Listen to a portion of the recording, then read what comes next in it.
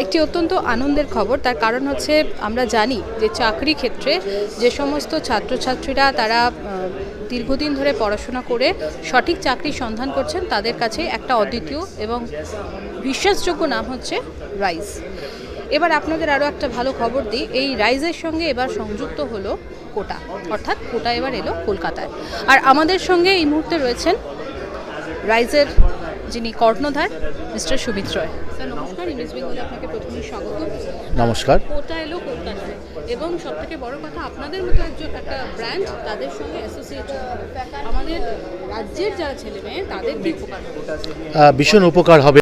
যে যদি all India IIT পরীক্ষায় কেউ চান্স পেতে চায়, ঠিক যে প্রসেসে পড়ানো দরকার সেটা আমাদের পশ্চিমবঙ্গে একটু ল্যাক রয়েছে। যে প্যাশন দরকার, যে কোয়ালিটি অফ স্টাডি মেটেরিয়াল দরকার, সেটা একটা অভাব রয়েছে। সেই জন্যই আমরা বানসাল ক্লাসেসের সাথে এই ধরনের একটা এগ্রিমেন্টের মধ্য দিয়ে পশ্চিমবঙ্গে একটা উৎকৃষ্ট মানের একটা এক্সেলেন্ট সেন্টার খোলার আমরা অভিযান শুরু করলাম। কারণ সেই দিক থেকে ভালো ফ্যাকাল্টি মেম্বার আনা এবং যে প্রসেসের কথা আমরা বলি এইসব পরীক্ষায় চান্স পাওয়ার জন্য, সেই প্রসেসটা আমাদের ছেলেমেয়েদের মধ্যে দিয়ে এটাকে আমরা ইমপ্লিমেন্ট করতে চাই।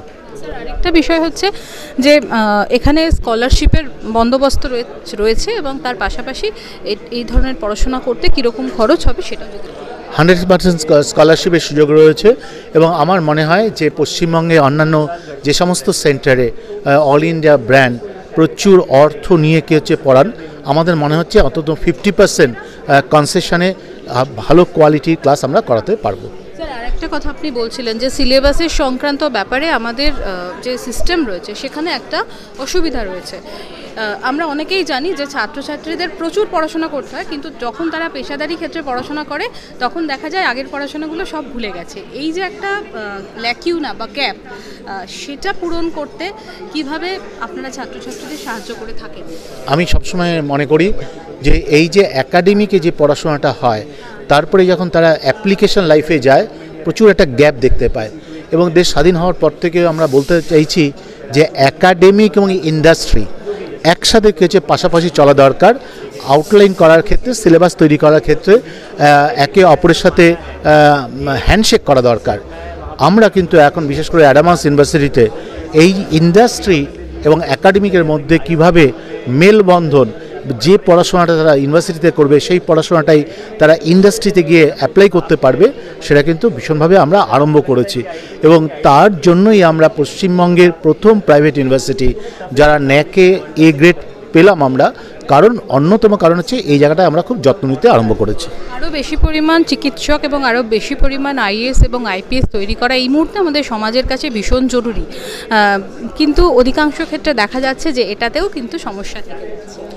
না, নিশ্চয়ই সমস্যা রয়েছে। সারা যুগ যুগ ধরে যদি আমরা দেখি যে শিক্ষাক্ষেত্রে সবসময় চ্যালেঞ্জ ছিল।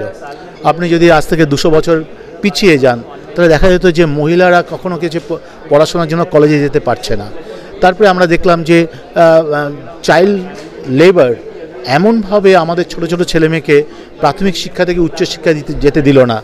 এখন কিন্তু ভারতবর্ষের অনেক ছেলেমেয়েরাই কিন্তু উচ্চশিক্ষায় যাচ্ছে এবং অনেক বিশেষ করে মহিলারা বা মেয়েরা কিন্তু ভীষণভাবে আমি দেখতে পাই অল ইন্ডিয়া পরীক্ষাগুলোতে ভালো রেজাল্ট করছে। হ্যাঁ, কনস্ট্যান্ট রয়েছে যে পশ্চিমবঙ্গ থেকে প্রচুর ছেলেমেয়ে আইএস আইপিএস হতে পারছে না, পশ্চিমবঙ্গ থেকে প্রচুর ছেলেমেয়ে আইআইটিতে চান্স পাচ্ছে না। এটাকে আমরা একটা চ্যালেঞ্জ হিসেবে নিয়েই এখন আমরা এগোতে চাই এবং আমার মনে হয় যে নেক্সট 5-10 বছরের মধ্যেই এই চিত্রটা আমরা পাল্টাতে পারবো এবং আমাদের পাল্টাতে হবেই। একটি শিশু আগামী দিনে কোন পথে যাবে আপনারা তাদের একটা প্রাথমিক অবস্থায় দেখে সেটা মোটামুটিভাবে একটা ধারণা করিয়ে দেন, সেটা কোন বয়স থেকে শুরু করে? আমার মনে হয় এখন যেভাবে কম্পিটিশান বাড়ছে, লক্ষ লক্ষ ছেলেমেয়ের মধ্যে পরীক্ষা দিতে হচ্ছে, এখন ক্লাস কিন্তু 7-8 থেকেই ছেলেমেয়েদের খুব কশাসলি ট্রেন করা দরকার পার্টিকুলার ডাইমেনশনে যাওয়ার জন্য। কারণ যে ভারতবর্ষের কথা আমরা বলছি যে কিছুদিনের মধ্যেই আমরা 150 কোটি ভারতীয়তে পরিণত হব, পৃথিবীর সবথেকে পপুলার সবথেকে বেশি জনবসতি হবে হচ্ছে ভারতবর্ষ। এই যে মেধা, এই যে সম্পদটাকে যদি আমরা ঠিকমতো ট্রান্সফর্ম না করতে পারি, কারণ আমরা জানি যে এখন যে ইন্ডাস্ট্রির কথা বলছি সেই ইন্ডাস্ট্রি কিন্তু নলেজ ইন্ডাস্ট্রি এটা কিন্তু ম্যানুফ্যাকচারিং ইন্ডাস্ট্রি নয়, সার্ভিস ইন্ডাস্ট্রি নয় এবং এগ্রিকালচার ইন্ডাস্ট্রি নয়। এই নলেজ ইন্ডাস্ট্রির সাথে যদি খাপ খাওয়াতে হয় এবং ভারতবর্ষের সর্বোচ্চ পরিমাণে যদি আমরা হিউম্যান যে ক্ষমতা সেটা যদি কাজে লাগাতে চাই, তাহলে কিন্তু 7-8 থেকেই ছেলেমেয়েদের খুব ভালোভাবে নিজেদের লক্ষ্য স্থির করে পড়াশোনা করতে হবে। এবং আমি আপনাদের বলবো যে নেক্সট 10 ইয়ার্সের মধ্যে ভারতবর্ষে কিন্তু এই সায়েন্স, আর্টস অ্যান্ড কমার্সের কিন্তু এই ডিভিশন কিন্তু থাকবে না। যেভাবে এআই আসছে, ডেটা অ্যানালিটিক্স আসছে সেখানে, এবং টেকনোলজি যেভাবে পরিবর্তন হচ্ছে, আগামী দিনে কিন্তু একটি হিস্ট্রি নিয়ে যে পড়বে, জিওগ্রাফি নিয়ে পড়বে, তাকেও কিন্তু টেকনোলজি জানতে হবে এবং সেটাকে করে স্ট্রাকচার করা এবং ছোটোবেলা থেকে ছেলেমেয়েদের প্রোভাইড করাটাই আমাদের দায়িত্ব। দেখুন, আমি তো খুব আশাবাদী, তার কারণ আপনি দেখবেন যে আমি তো চিরকালই পাবলিক ইউনিভার্সিটিতে কাজ করে এসেছি। সেই 2002 থেকে আমি পাবলিক ইউনিভার্সিটি অ্যাডমিনিস্ট্রেশনে রয়েছি। কিন্তু আমি তারপরে যখন অ্যাডামাসে এলাম, তখন যে প্রধান যে তফাৎটা আমি পেলাম সেটা হচ্ছে, আপনি যখন কলকাতা বিশ্ববিদ্যালয়ে যখন আমি উপাচার্য ছিলাম, যাদবপুর বিশ্ববিদ্যালয়ে উপাচার্য ছিলাম, তখন কিন্তু আমরা খালি বিএ, এমএ, পিএইচডি বা এমফিল তার উপরে জোর দিতাম, রিসার্চের উপর জোর দিতাম। কিন্তু এখানে এসে দেখলাম, যেহেতু অ্যাডামাসের 2-3 স্কুল আছে, সেই স্কুলের বাচ্চাদের সঙ্গে আমাদের বিশ্ববিদ্যালয়ে একটা কানেক্টিভিটি রয়েছে। এবং আপনারা জানেন যে অ্যাডামাস বিশ্ববিদ্যালয় ইদানিং যে ন্যাকের গ্রেডে এ গ্রেড আমরা পেয়েছি, এবং এই প্রথম ওয়েস্ট বেঙ্গলে প্রাইভেট স্টেট ইউনিভার্সিটি একজন এ গ্রেড পেয়েছে। এবং যখন আমরা এসএসআর তৈরি করেছিলাম, আমি পার্টিকুলারলি এমফাসাইজ করেছিলাম দুটো বেস্ট প্র্যাকটিস দিতে হয়।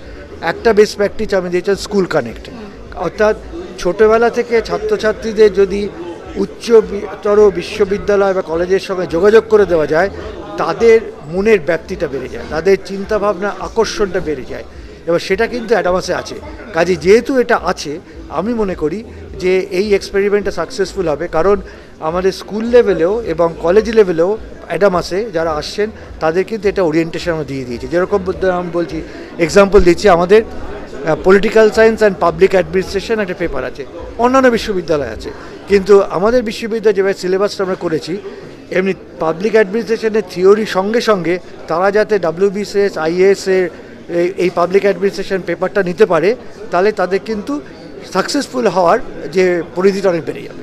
তা সেই থেকে আমি সম্পূর্ণ আশাবাদী সাকসেসফुल হবে। देखिए मैम, हमारा जो मेन उद्देश्य वो है कि ऑनेस्ट वे में बच्चों को एजुकेशन प्रोवाइड करना, और जब दो लाइक माइंडेड लोग जुड़ते हैं, हमें ऐसा नहीं कि हम, जैसा भी आपको समित सर ने भी बताया कि हम कैलकाटा में भी 2 ही जगह सेंटर खोल रहे हैं, और जो जैसा हम एकेडमिक सिस्टम कोटा में फॉलो करते हैं, सेम मेथडोलॉजी हम यहाँ पे फॉलो कर रहे हैं और करेंगे। और जैसा कि आपने देखा कि अरविंद सिंह सर जो हैं वो पूरा एकेडमिक कोऑर्डिनेटर हैं, और वो खुद बंसल से पढ़े हुए हैं, खुद IITian हैं। तो ये ना हमारा पूरा फोकस रहेगा कि बच्चों को एक ऑनेस्ट वे में पढ़ाते हुए और इन्जॉयमेंट के साथ जो बच्चे का मैक्सिमा है वो उसको मिलना चाहिए। और देखिए, बच्चे की मेहनत, मैं आज भी मैंने सभा में बोला कि 95% रोल बच्चे का रहता है और 5% रोल टीचर का रहता है। हम बच्चे को अच्छी एजुकेशन प्रोवाइड कर सकते हैं, बट मेहनत तो बच्चे को ही करनी है।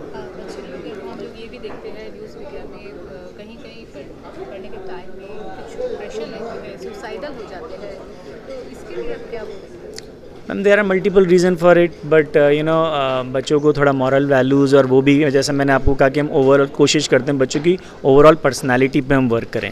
इट इज़ नॉट कि हम बच्चों को सिर्फ फिजिक्स, केमिस्ट्री, मैथ्स और बायोलॉजी ही पढ़ाएं। क्लास में हम टीचर्स को इस तरह से ट्रेन करते हैं कि बच्चों के संग जनरल भी हमें बातें करनी होती हैं।